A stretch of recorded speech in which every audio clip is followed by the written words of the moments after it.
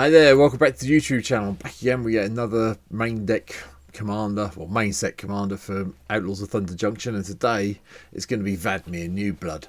1 and a black for a 2/2 Vampire Rogue, and whenever you commit a crime, put a +1/+1 counter on Vadmir. This ability only triggers once per turn. But when Vadmir has 4 or more +1/+1 counters on it, it has Menace and Lifelink. So more than likely a turn 2 commander that every time you target something, gets bigger. Seems like a reasonable plan to start with, especially in a black deck. So here we go. This is what today's deck looks like.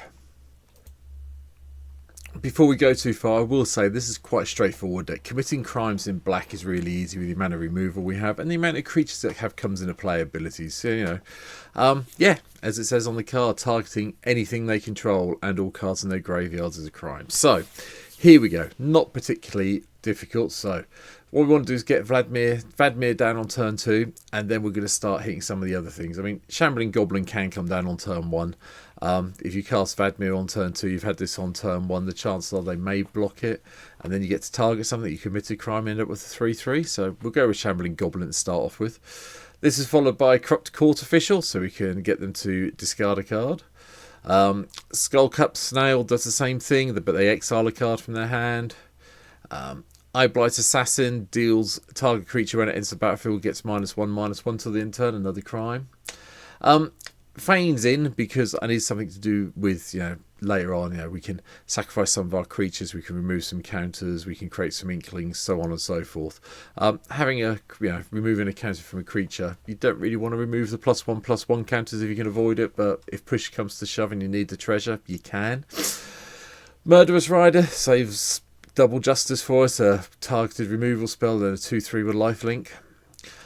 Vault Plunderer, we can make them draw a card and lose a life if we want to, or because that's a crime. Body Launderer, whenever another token creature you control dies, the Body Launderer convives. That's fine, cope with that. And then return target non-rogue creature card or with equal or lesser power from your graveyard to the battlefield when it dies off. Probably one of the slightly stronger cards in the deck. I love the original Gonti still. Again, it admittedly commits a crime as soon as it enters the battlefield. Rooftop Assassin comes in, destroys target creature that was dealt damage this turn. So, flash, lifelink, flying. Quite a nice one from Outlaws of Thunder Junction, to be fair. But 4 mana for a 2/2, flying and lifelink isn't great. But the flash makes up for it, and the destroying the creature, I think, does as well. The Terror of Toashi is also in. Whenever it attacks, you may pay 3 and a black and return target creature card from our graveyard to the battlefield. Because of Phyrexian, but it gives you a way of getting some of the creatures that may have already been killed off back quite nicely. Alcazet, the Deepest Betrayal's also here. Whenever Alcazet attacks, each opponent discards a card. For each opponent who can't, you draw a card. Yeah, it's not crimes, it's not targeting, but it counts as an extra land when it flips over, as we know it does when it dies. Archpriest of the Shadows. Sorry, let's just move that down a little bit so you can see because my head's got in the way. Deals combat damage for player or battle. Return target creature card from your graveyard to the battlefield. Yeah, okay. 5 mana, 4/4, Death Touch, pretty good. Cavalier of the Night, sacrifice another creature. When you do, destroy target creature an opponent controls. There you go. There's your next crime coming in on the creature. Massacre Girl doesn't target, but at the end of the day, given everything -1/-1 may help you wipe the board out quite significantly. Phyrexian Delver, return target creature card from your graveyard to play. You may lose life equal to that card's converted mana cost. Another way of getting something back from our graveyard when it's been killed off. Sheldred, each opponent sacrifices a non-token creature or planeswalker, then you get to flip it into the True Scriptures, which I'm sure we're all aware of by now. Blight Breath Catopelus. I don't know how you say it, but it gives the target creature a component controls -X/-X, where X is our devotion to black. So pretty good. Dread comes in whenever a creature deals damage, you destroy it, and then you get to put this back in your graveyard, from your graveyard back into your library. Sorry. Grave Titans. I'm playing a mono black deck. Debaser. Rakshasa Debaser. I will try and learn to pronounce these names one day, I promise. Put target creature card from defending players' graveyard onto the battlefield under our control. So a way to commit a crime. And then the Encore for 8. is still very strong and does the whole thing again for us. Brain Stealer Dragon, exile the top card of each opponent's library. You may then play them, so on and so forth. And whenever a non-land permanent opponent owns enters the battlefield under our control, they lose life equal to its mana value. So yeah, the Brain Stealer Dragon is still very good. I'm very glad it's made it onto MTGO. Sheldred, had to have the original Sheldred in here as well. Archfiend of Despair, opponents can't gain life at the beginning of each end step. Each opponent loses life equal to the life that player lost this turn. That includes any damage you get through, so that's very strong.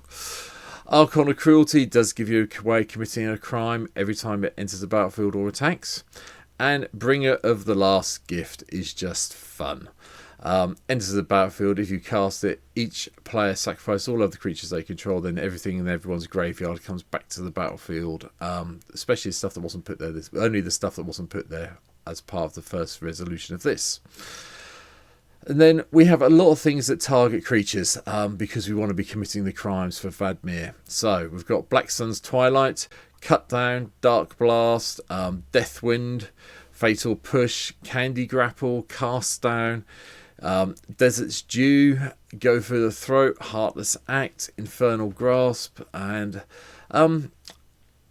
Lively Dirge is not a targeted removal spell, obviously, but we can either use it as a 3-mana tutor, and then to put something in our graveyard if we want to, and then return up to 2 target creatures with total mana value 4 or less from our graveyard to the battlefield. It's a nice way of getting some of the low drop stuff into play if we need it. Outrageous Robbery, target opponent exiles the top X cards of their library. Face down, you may look at and play those cards as long as they remain exiled. If you cast a spell this way, you may spend mana of any colour as a la-di-da-di-da. So, yep, another way of targeting your opponent at instant speed. Adadim's Awakening counts as a land sometimes, but also returns from our graveyard to the battlefield any number of target creature cards that each have a converted mana cost X or less. Way of getting everything back when it's being destroyed. Hero's Downfall gives us a bit more of the targeted removal. Consuming Ashes as well. This is nice because it does the Surveil too if you have to cast it on a low mana value creature. Damnation is just to completely blow the board up if we need it. Drag into the Underworld. Hopefully this will be casting for 2 black mana most of the time because our devotion will be high enough to do it. But another crime at instant speed so we can make Vadmir bigger on our opponent's turns. Curtain's Call, again, this spell costs 1 less to cast for each opponent, so even if it's just you versus 1, it costs 5 mana instead of 6, and get to blow up 2, destroy 2 target creatures. Again, another way of triggering the crimes. Blood Money, blow the board up, get a load of treasures, thank you.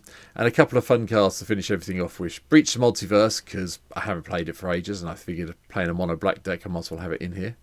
Fated Return, you get to get a target creature card from a graveyard onto the battlefield under control. It gains indestructible, and if it's your turn, we scry 2. Quite a nice way of committing an instant speed crime and getting a big blocker out of someone's graveyard to block whatever they're attacking you with. And finally, the last card in the deck, because it's a black deck and it's probably one of the best reanimation spells ever printed, even if it costs 9 mana, is Rise of the Dark Realms. I still love this card. The times I get it off does usually mean I win the game quite happily. Artifact ramp wise, we've got Mana Crypt, we've got Mox Tantalite, we've got Soul Talisman, Mana Vault, Soul Ring, Arcane Signet, and then Jet Medallion as well. I've put them all in because we just need to ramp it. It's mono black at the end of the day. Vault and Crypt can quite happily be removed if you don't want them in the deck. Elixir of Immortality just gives a way to shove everything back in if it's all gone horribly pear-shaped for you. And the final artifact I decided to play, because it seems to work quite well in mono black for some reason, is Chimley, the Inner Sun. At the beginning of your end step, discover 5. Okay then, I'll cope with that. Enchantments, not too many. Core of Ambition, just so we can make sure each opponent loses 3 life unless they discard a card, and if with a Monarch they lose 6 and discard 2.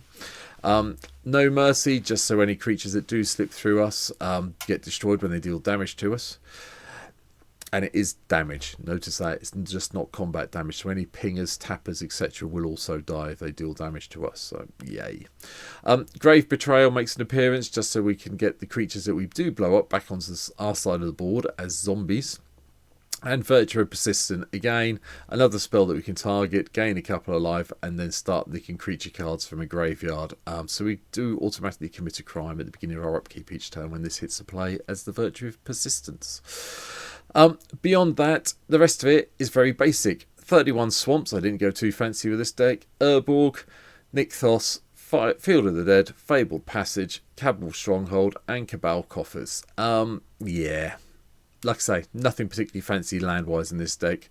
37 lands plus 1 MDFC is pretty good, so we should be able to cast most of the things all of the time. And that's it for today's deck tech. Vadmir, I think, is just going to be fun. High-powered? Probably not. Could it be better? Maybe. But, you know, we've got enough things we commit crimes from. I think we can make Vadmir quite big once we get some mana on the go. And win the game with the Menace and the Lifelink. Because at the end of the day, every time we commit a crime, it gets bigger. So, you know, 7, 7, 8, 8, 9, 9 with Menace and Lifelink becomes very difficult for our opponents to block. So, yeah. And at the end of the day, dies the first time, only costs 4. Dies the second time, costs 6. Which is the casting cost of some of the commanders I've been talking about. See Bonnie from yesterday if you know what I'm talking about. But that's it for today. Thanks for watching. As I record this video today, I've just hit 400 subscribers here on YouTube. So please, if you can, hit the subscribe button that's down below. You want to see me play Vadmir? There's also a link down below in the description to my Twitch channel. You can come see me play the decks on there on a Thursday from about 7:30 GMT. And then on a Sunday afternoon from around about 12:30 GMT. 12:30 PM, sorry, GMT. So, you know, feel free to come and check them out and have a look. Come and say hello to the people in the stream, talk to us all, and you know, we'll see if you want to play against us on MTGO. But for now, thanks for watching, take care, and I'll see you in the next video. See you soon. Bye.